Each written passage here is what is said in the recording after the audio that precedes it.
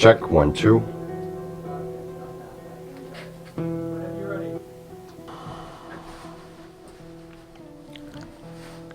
One, two, three. Welcome to Pièce de Résistance, a show about the geopolitical stakes of a world in turmoil. From London, I'm your host, Stan Vojevodsky. On January 3rd, I predicted on this show that 2026 would be the most consequential year in global affairs in many decades. And as we close on this first month, this prediction still stands. Today, I want to welcome to the geopolitical bunker a 40-year veteran of international diplomacy, someone who has worked in the resolution and mediation of conflicts and application of international justice. Jean Daniel Ruch, welcome to the show. You're an ambassador, former of the Swiss Republic in multiple countries. I should name them: Serbia, Montenegro, Israel, and more recently, Turkey. You were a Middle East, a special envoy for the Middle East peace process, and you were also the founder and former president of the Geneva Center for Neutrality. I started by saying this was the most consequential year in global affairs in many decades. You have many decades of experience. Would you concur with this assessment in your many years in the international diplomacy? Well, Stan, thank you very much for having me on your show. It's a real honor and a real pleasure. Now, I would answer your question as Zhou Enlai, the iconic Prime Minister and Minister of Foreign Affairs of Mao Zedong, replied to André Malraux, the famous writer and Minister of Culture of Charles de Gaulle, when Malraux was visiting him in China. And when Malraux asked Zhou Enlai, what do you think about the French Revolution? He said, well, it's too early to tell. And it was almost 200 years later. And I think it's really too early to tell what 2026 will bring us. But I think there are two ways to look at it. I think one of the major disruptions in the way the international system has been working is the factor Trump, who is sort of breaking all the codes of international relations and international diplomacy. Now, if you look over the longer term, we don't know whether this Trump episode will just be a parenthesis in the world history, and after that we'll go back to the normal, which is not super effective either in terms of international management, but still, or whether this disruption or whatever will be established during these years of disruption will become the new normal. And frankly, this is too early to say what is going to happen in 1 year, 2 years, or 3 years. We live in changing times, in times of a very, very high uncertainty. I think everybody realizes that. And in these circumstances, I think we have to try to navigate with the wind as much as we can, especially as small states like mine. Thank you. You speak of 200 years since the French Revolution, so I'm going to go back 207 years. In 1815, at the end of the Napoleonic Wars, Switzerland, your country, decided that it would inscribe almost in its constitution the doctrine of perpetual neutrality in the conduct of its foreign policy. And no country more so than Switzerland has distinguished itself over the course of the last decades in mediating and being an honest broker in a number of resolutions and mediations of very complex global issues. Can you tell us a little bit about what neutrality means for Switzerland, and whether today, in this environment where all countries, middle powers, as well as smaller nations, are almost forced to choose a side, choose a camp, is neutrality still relevant today? Is it still possible to be neutral in these times of changes? Well, before answering your question, I would like to to point at something which is a bit curious, and many people don't know about that. It is that Swiss neutrality was recognized by the big powers of the time in 1815, but it was very much a Russian interest and invention, Russian. And this has some relevance today. The Russians had this idea, together with the other powers, that it was important to separate revolutionary France from the monarchies, Prussia, Austria-Hungary, further away Russia, by a buffer zone, un cordon sanitaire, of small neutral state to separate the German powers from the French. And this is why Switzerland, together with a number of other states, including south of Switzerland, everybody has forgotten, but somewhere between Torino or the French Geneva and the Mediterranean Sea, you had a kingdom called Piedmont-Sardaigne, which was also a neutral power. And why is it relevant? Because sometimes I have the feeling that this is a bit the way the Russians imagined the European security system after the fall of the Berlin Wall, after the failure of trying to create a new security system for Europe, which would have been based in the Russian mind in the OSCE. And they thought, okay, so the best way is to create a buffer zone of states between us and NATO. And the buffer zone is Belarus, Ukraine, Moldova, and then in the Caucasus, the three Caucasus states, Armenia, Azerbaijan, and Georgia. So the Swiss neutrality as it was conceived in 1815, I think has a lot with the thinking of some of the great powers still today, especially Russia. That's why I think, to answer your second question, yes, neutrality has a relevance, I think, in two ways. On the one way, you have certain states who are sort of torn apart because they are between the blocks, and their societies are torn apart. Think of Moldova. I mean, everybody was on the western side of Europe. Everybody was so thrilled that Maya Sandu won the election, that she won her referendum pro-Europe. But if you look at the figures, you will see a society which is deeply divided. And this is a society, Moldova, a country which has neutrality in its constitution.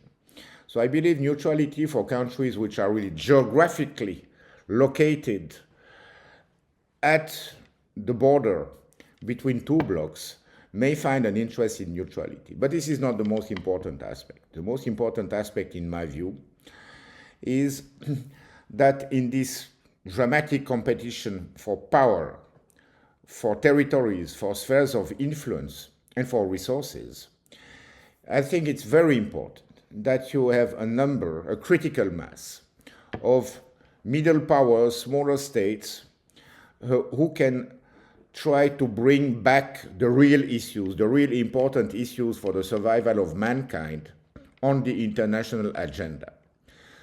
I mean, the Bulletin of Atomic Scientists, which has been publishing since the beginning of the nuclear age, a kind of doomsday clock, I think that's the way they call it, doomsday clock, has just a few days ago put the clock as close to midnight, which means the extinction of mankind, as it has been since 1945. I think it's at there 86, are issues. 86 seconds.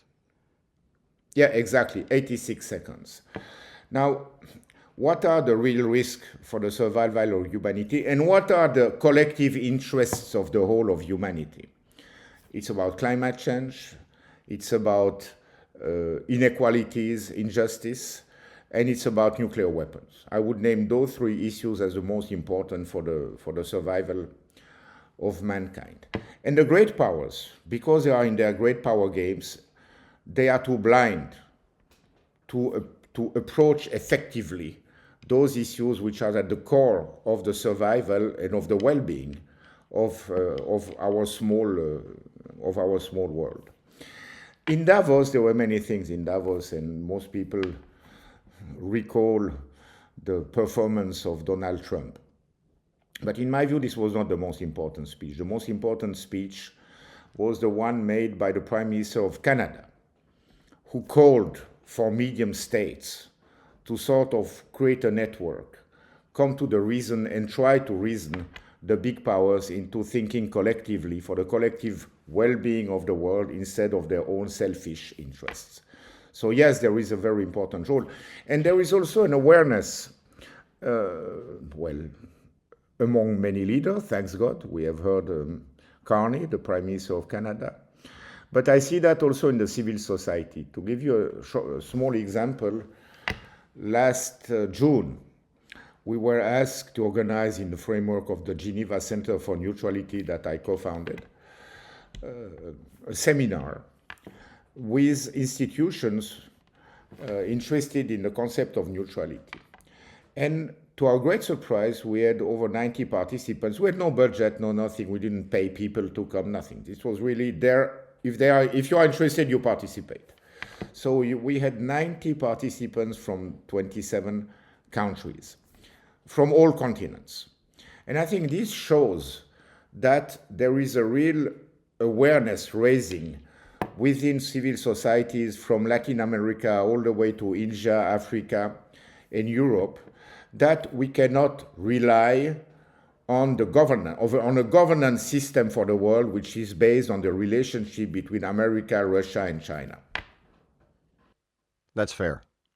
Now, I want to go back to some of your experiences as a diplomat. And since we're on the topic of Russia and obviously the conflict of Ukraine is occupying so much of the international attention, political capital, and bandwidth.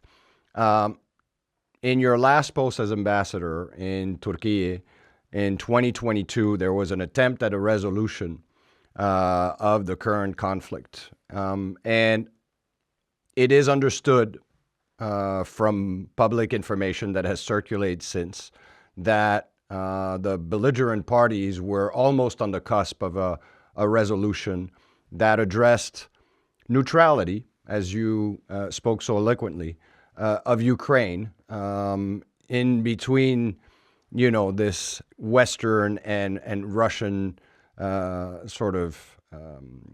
those two worlds that have taken Ukraine as a sort of a battleground. It is understood also that Switzerland was perhaps called on to play a role as an honest broker or in helping by way of its neutral doctrine to help implement or facilitate this resolution. Do you think an opportunity was missed? And can you speak to that particular sort of moment in time? And could we have avoided with perhaps a lot more political will from all sides the 2 million casualties that the war currently has suffered, and perhaps some of the very painful concessions that are being asked Ukraine to abdicate in order to resolve this conflict today? Oh, yes, absolutely. When it became clear in March of 2022, so like 2 weeks after the Russian invasion, that you can actually describe in legal terms as an aggression. I believe it's a fair point to say that it was an aggression, legally speaking. So just 2 weeks after, there was a first meeting between the belligerents at ministerial level under Turkish mediation in Antalya, in the context of the Antalya Mediation Forum that Turkey is organizing every year.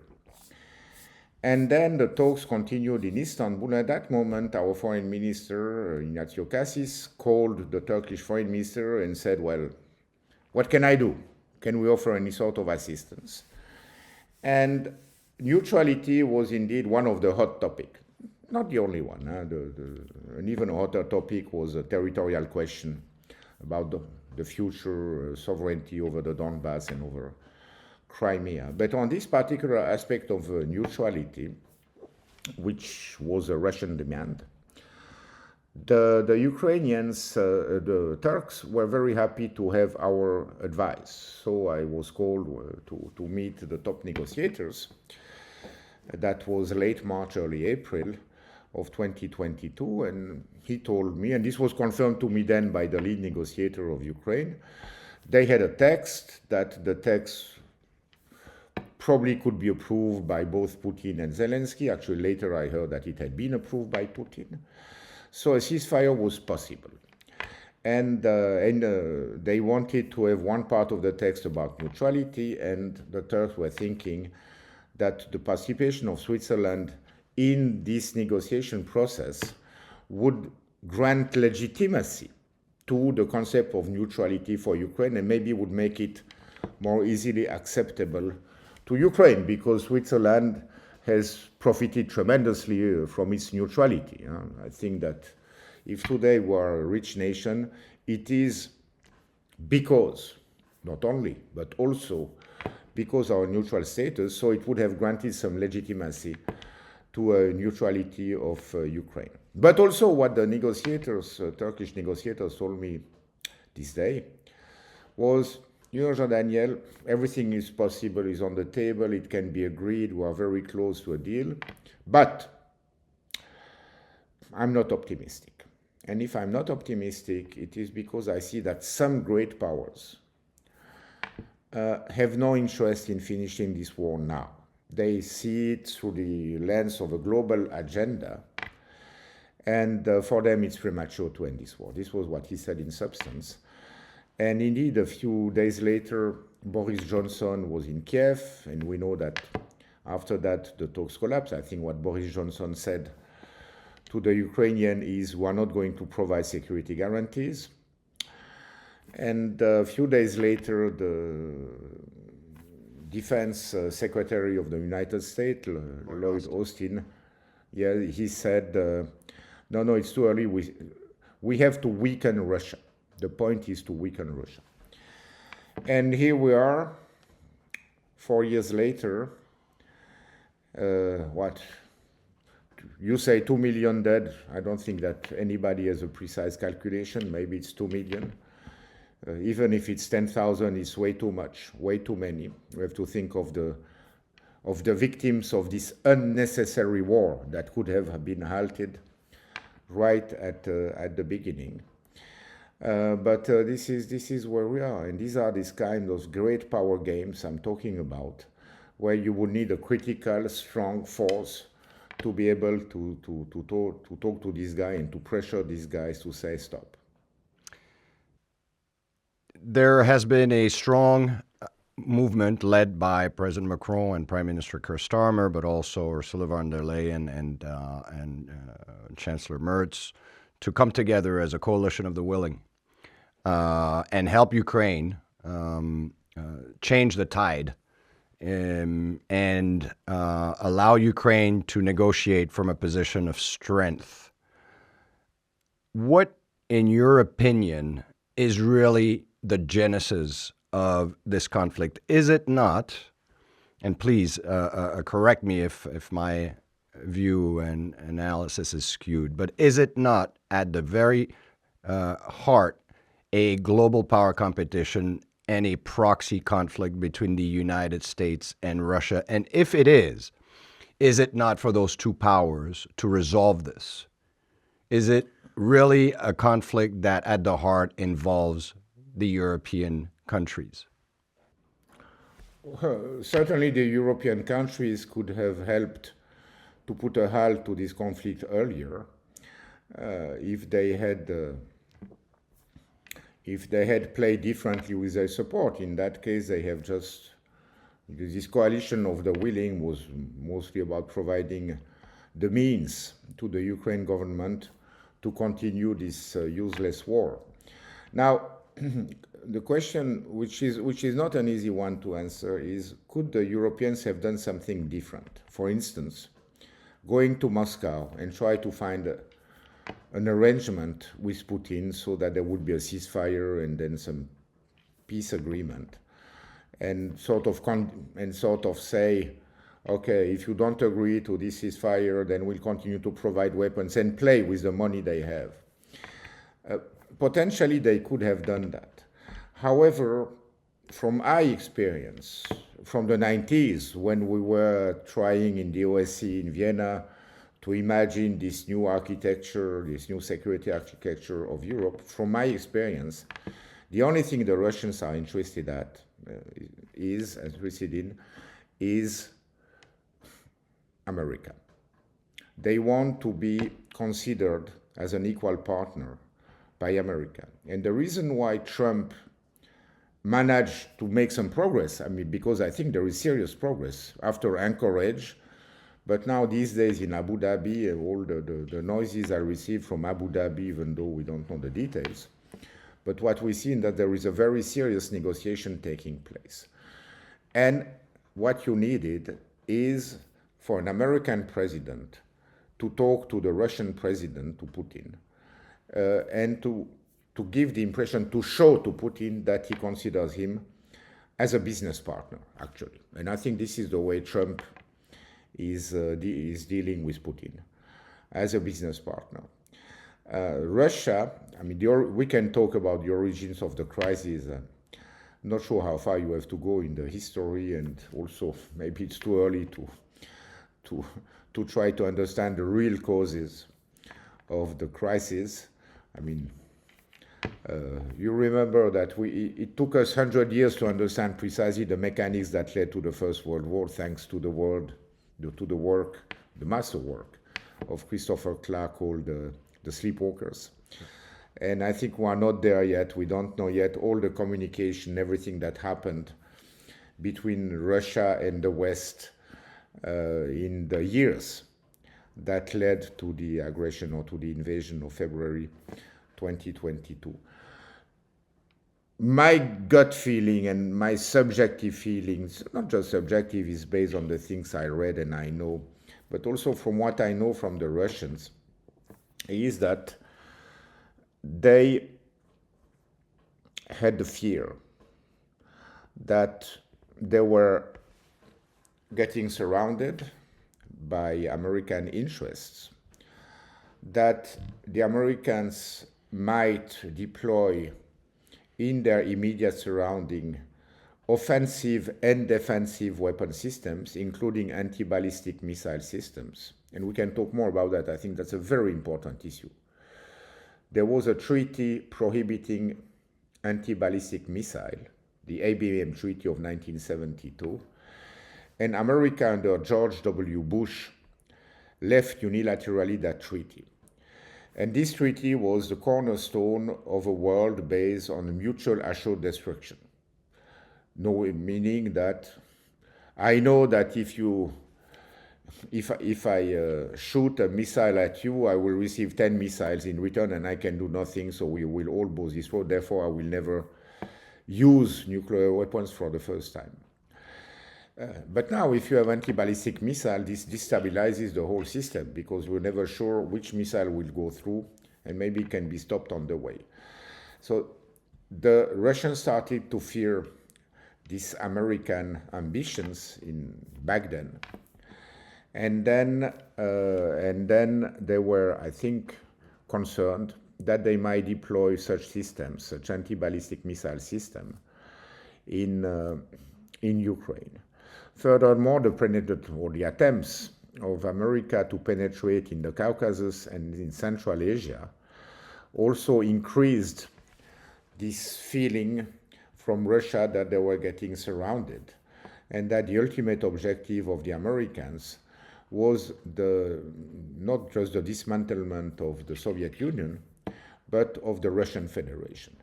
And I think these kind of fears, it's not just revanchism. Of course, they were humiliated and so on. But I think it's more than just revanchism for what they lost in the 90s. I think it has also to do with I think, legitimate concerns of today. And what is missing in all this, what has been missing in the rules-based order, as the Americans like to say, because they don't like to talk about international law, what has been missing, in my view, is a genuine effort to try to go back to serious arms control agreement between Russia, I think China should be included as well, and America to create a sort of new strategic stability after the dismantlement of the arms control regime that existed during the Cold War. During the Cold War. Don't forget that the regime was put in place during the Cold War. So I think if you want to talk about Ukraine, we have to have all this big picture also in mind. Agreed. You talk of President Bush not reconducting the ABM treaty. We're a few days away from the START treaty to come to expire. It is my understanding that Russia has asked the United States for its position. Do you think the lack of response as of today from the U.S. government, as it's also trying to negotiate a resolution which seems to favor Russian interests in at least the kind of demands that they have expressed to Zelensky to agree to. Do you think that's part of a strategic ambiguity play on the part of the U.S. administration, and that they're eventually assuming that the Ukraine resolution gets to a positive outcome, will eventually recommit to the START treaty? I think you gave the answer. I do think so. First, we have to go back to the Anchorage summit last summer.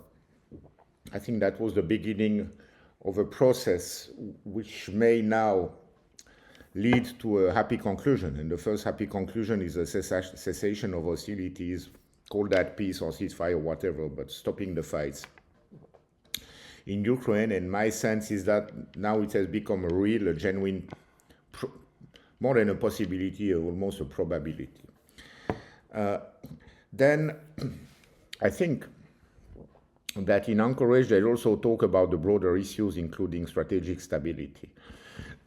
And it's very interesting that in the national security strategy of the United States, the new one, that was released, made public end of November, late November, early December, Russia is being framed in terms of we have to look for a new strategic stability with Russia. Mm-hmm.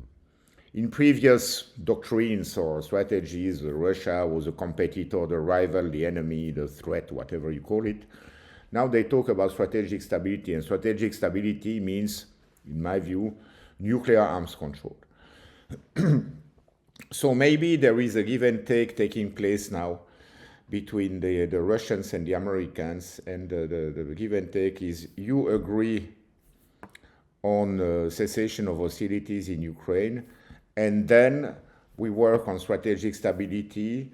We agree to your proposal of a moratorium on the deployment of new nuclear arms, meaning keeping in place the ceilings which have been established by the new START treaty, which is still in force for a few days.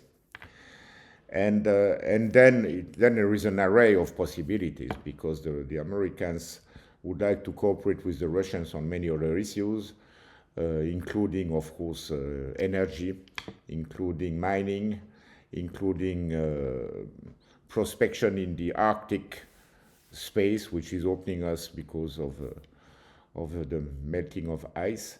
So there is a whole range of possibilities which would open up if the Ukraine crisis would be solved one way or another. In recent hours, President Trump has asked President Putin to cease and desist, at least for a period of a few days, bombing Kiev and other cities, so that the diplomacy and the negotiations can unfold unhindered and give some respite and some appeasement as they try to work out the details of what this resolution might look like. And it seems that President Putin has acquiesced to President Trump's request to give way to the proper conditions for this resolution. Yet, President Putin has insisted for a meeting to happen at the request of President Zelensky, but that this meeting should happen in Moscow. And President Zelensky responded today, Friday, that it's out of the question and that President Putin should come to Kiev. Do you think both of these parties, under the tutelage and leadership of the United States, should meet at the Geneva Center for Neutrality and give back Switzerland its true essence and role at the center of the game? Well, of course. Of course, maybe not at our center. I think I don't think we have the logistics to accommodate the visit of two of the most powerful persons in the world. But definitely, Geneva or Switzerland could do that. The summit that took place between Biden and Putin took place in Geneva. Actually, I sat on the seat of both of them, Putin and Biden, which are in a beautiful place in Geneva, in the old city. Was that 2021? So absolutely, that would be the natural, traditional role of Switzerland to host such a summit, because it's obvious that this is a game. I mean, Putin saying Zelensky come to Moscow, he will never go to Moscow. I would not. Who would go that? And then, of course, the tit for tat is, come to Kiev. And, of course, he will not go to Kiev. We all know that. So, in my view, Geneva would be the right place to go.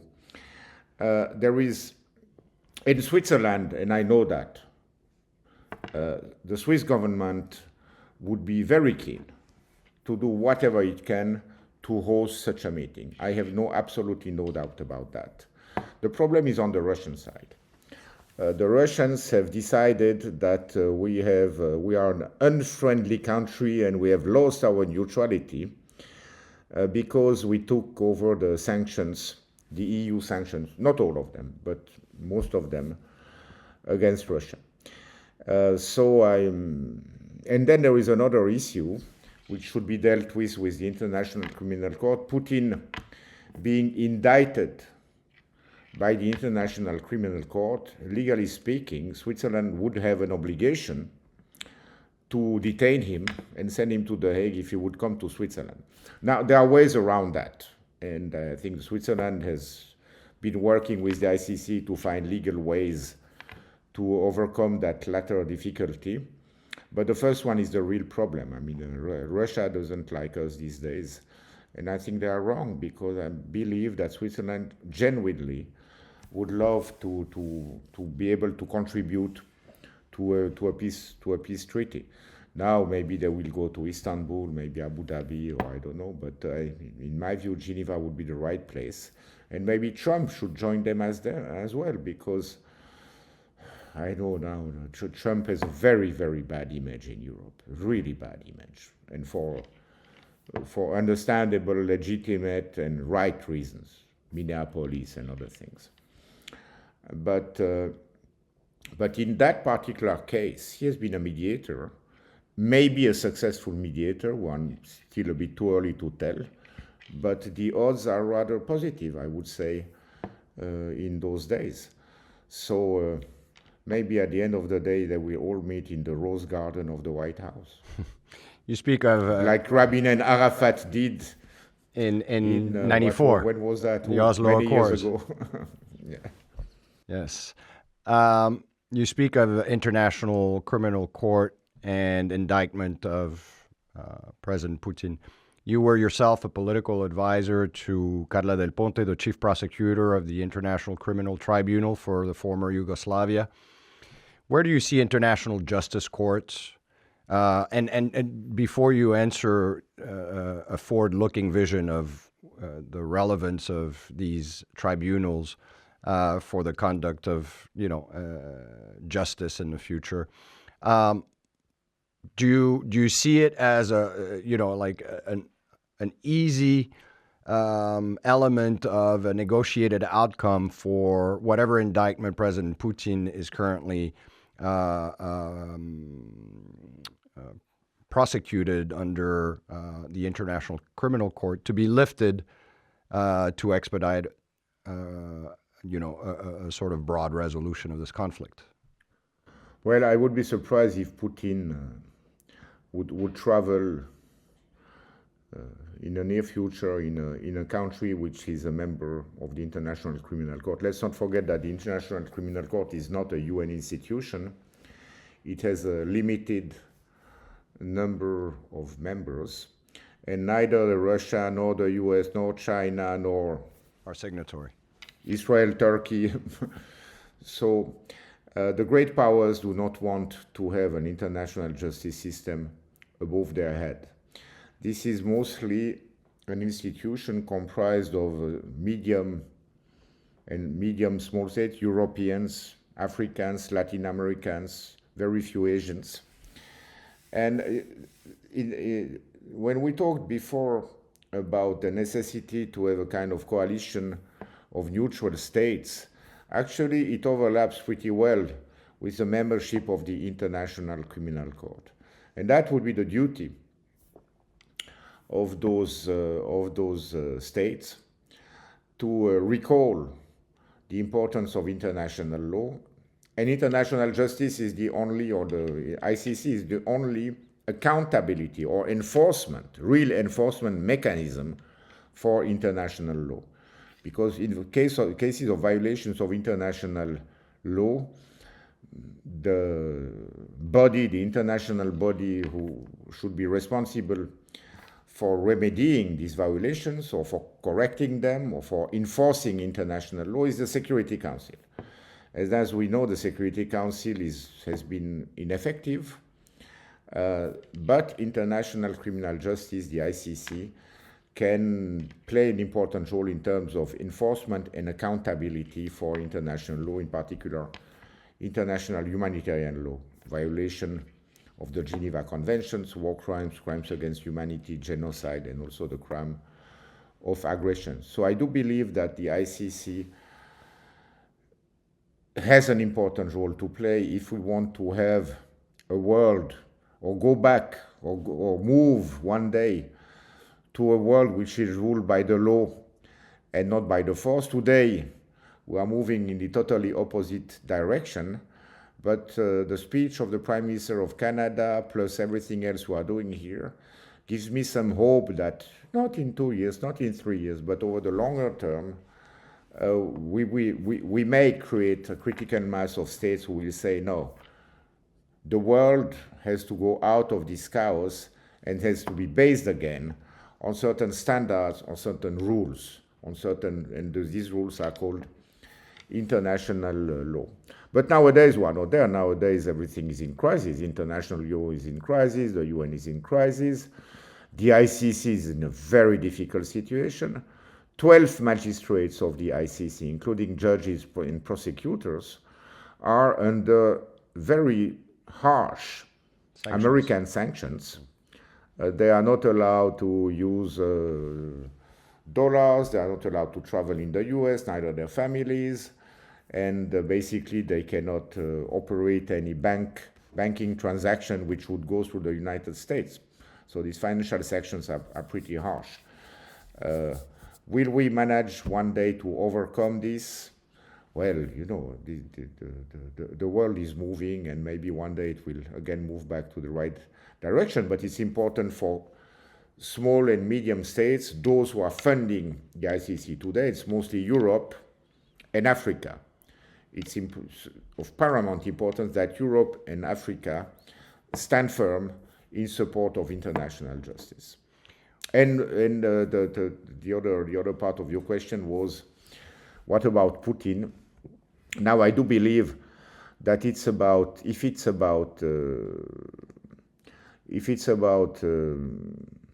making peace, signing a peace treaty, putting an end to the more than a bloodshed, a butchery in Ukraine, there are ways around that can be arranged to grant immunity to Mr. Putin for maybe a period of time or so to travel to a country which is recognizes the jurisdiction of International Criminal Court, and therefore, in principle, is obliged to arrest him. There is one more thing I would like to say.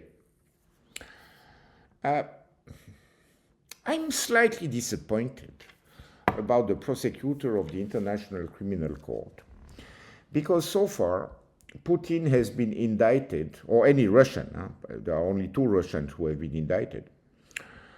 Putin and I think the woman who is the representative for human rights. And they have been indicted for abduction of children. Now, every crime must be punished, and there is no question about that. But when you see the size of the disaster, the size of the destruction, the number of victims, you would have thought that the investigations of the International Criminal Court would have looked into very serious crime scenes with murders, because you have many more victims. And this has not been done so far. Nobody was indicted for Bucha, for instance. Nobody was indicted for serious war crimes which were committed during the course of this war, except for the abduction of children. So, I do believe that for the credibility of the International Criminal Court would be very important that they continue and maybe that they accelerate the investigations into these other crime scenes. And there again, I'm not saying that the Russians are the only ones who committed war crimes. I mean, we have indications also that on the Ukrainian side, war crimes happen, that, for instance, civilian neighborhoods were bombed or were attacked by drones. All these are war crimes that need full investigation. And so far, this investigation has produced only this indictment for adoption of children, which is a bit frustrating for people like me who are really trying to give credit and to support international justice. Okay. I want to talk a bit about the Middle East, which is not usually a region that I cover, but as you're a former special envoy for the Middle East peace process and have held embassy in that part of the world, I want to ask you what you think of this Board of Peace. And before you give me your candid and honest opinion, is this Board of Peace filling a vacuum that the UN system, since we are talking that the multilateral system of global governance is under attack, is it not in part due to perhaps the failure of the UN system and the UN Security Council to resolve durably conflicts and tensions around the world, which, President Trump and all his, I think, very unique, some will say narcissistic way of handling resolutions seems to have been more efficient. And case in point, the release of all the Gaza hostages and some sort of a modus vivendi between Gaza by mobilizing regional partners and creating this ad hoc sort of board of directors for which he will be chairman for life. What is your take on the Board of Peace, and how does that reflect on really the failures of the multilateral UN system and the UN Security Council's constant gridlock and inefficiencies? I think it's very unfair to blame the United Nations for the failure of finding peace between Israelis and Palestinians or in the broader region. The United Nations Security Council is as good as its member states, and I should even be more precise, as its permanent member states. I'm pretty sure that if Trump had proposed everything he's proposing with the Board of Peace and the Executive Council, and then also the Palestinian governance system, within the framework of a UN resolution and of the UN Security Council, nobody would have objected to that. Everybody would have saluted that. By the way, the Board of Peace was officially enshrined in a Security Council resolution, so its sort of existence was legitimized by a Security Council resolution last year. Not because Trump attached any sort of importance to such a resolution or to the UN, but because some of the states who were approached, because he made a broad consultation before moving forward with this, with his scheme to enact a ceasefire between Hamas and Israel. And the states around the states he consulted, many Arab and Muslim states, including Turkey, Qatar, Saudi Arabia, and Emirates, and many others. They all told him, I believe, or many of them told him, this has to be enshrined in a Security Council resolution. Also because this would give the legal basis for many of them to get involved.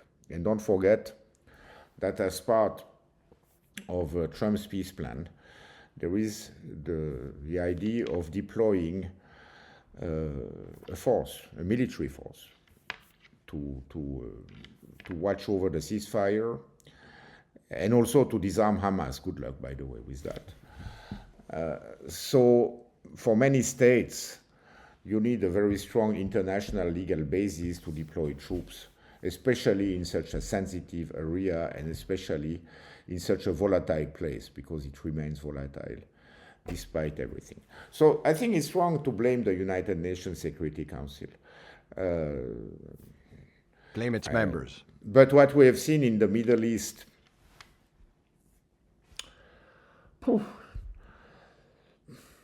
think since the 50s or maybe 60s, since Suez, maybe since the Suez crisis in 1956, is that the Americans have wanted to keep the monopoly on each and on all peace efforts in the region. They want to be the mediator in the Middle East.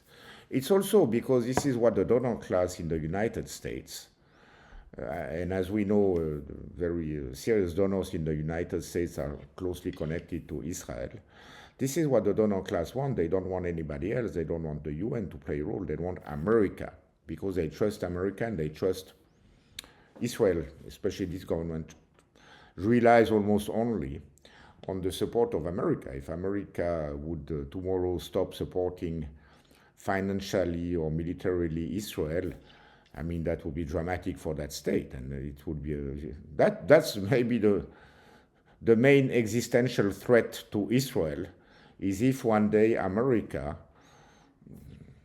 doesn't want to support financially and militarily the Israel. That would be real. That would really be dramatic and tragic for the future of Israel, probably. So America wanted and has managed to keep a monopoly on each and every mediation there. Now, what has made a difference since the Biden years or the Trump one or Obama years is that Trump, despite, again, all the prejudices you might have about him, he came to power with this notion, I won the Nobel Peace Prize, I can solve every conflict in the world. And he really pushed hard.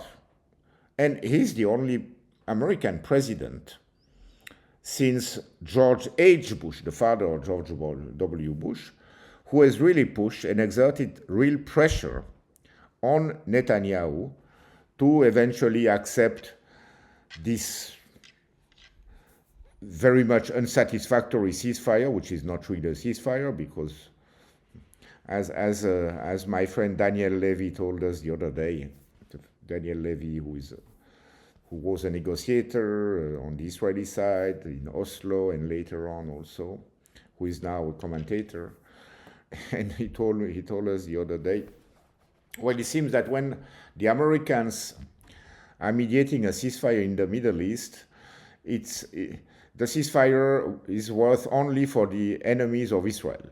So the Hezbollah has to keep the ceasefire, Hamas has to keep the ceasefire, but the Israelis are not really bound to the ceasefire, and we know that since the ceasefire was agreed upon, about 500 Palestinians were killed by Israeli forces. So that's quite a ceasefire. But still, the way Trump envisions peace, which seems megalomaniac, hard to believe, unlikely to happen, but still, his vision of peace is not what this government in Israel had in mind. Okay. This government in Israel, pushed by its most radical elements, had in mind the deportation of the whole population of Gaza and maybe later of the West Bank. I mean, what's going on in the West Bank, nobody talks about that, but there is more settler violence, Israeli settlers violence in the West Bank now, with evictions and so on. Then ever since there is an occupation since 1967.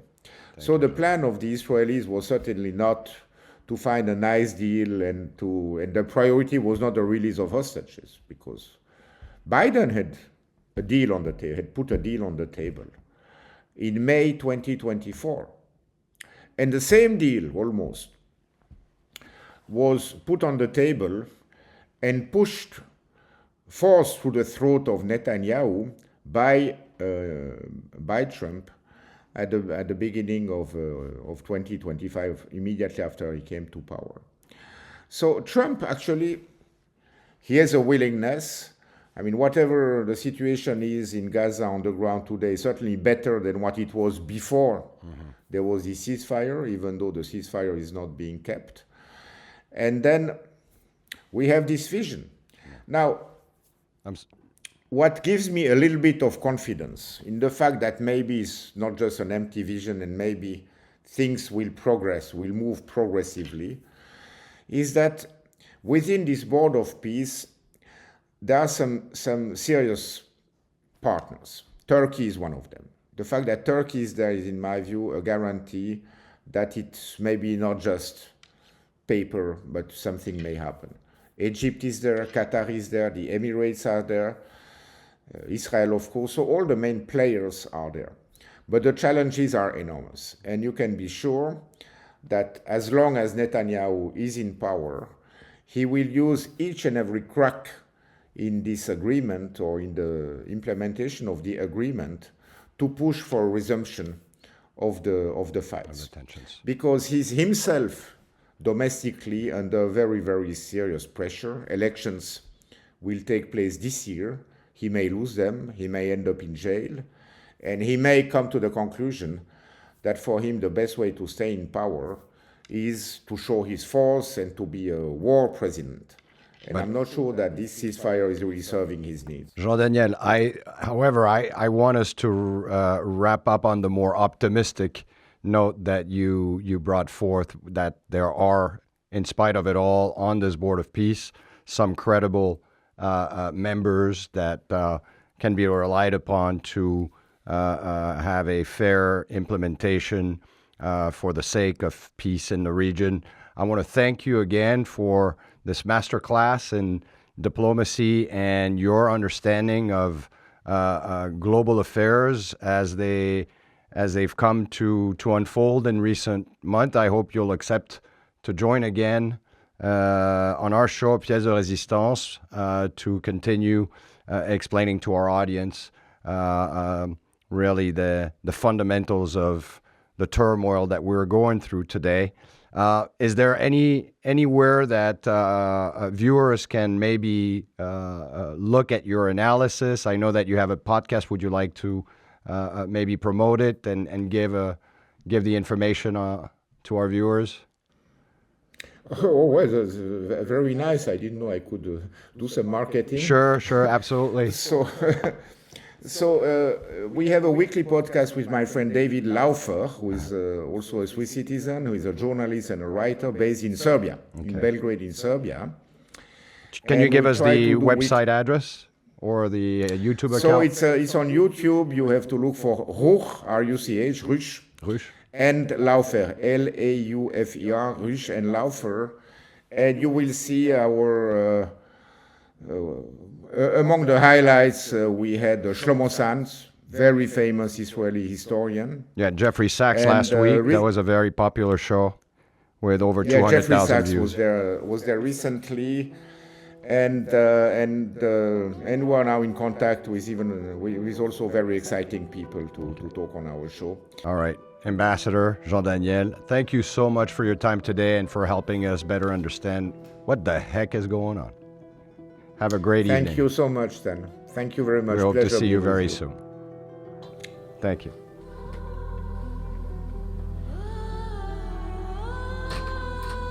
Great, thanks Phil.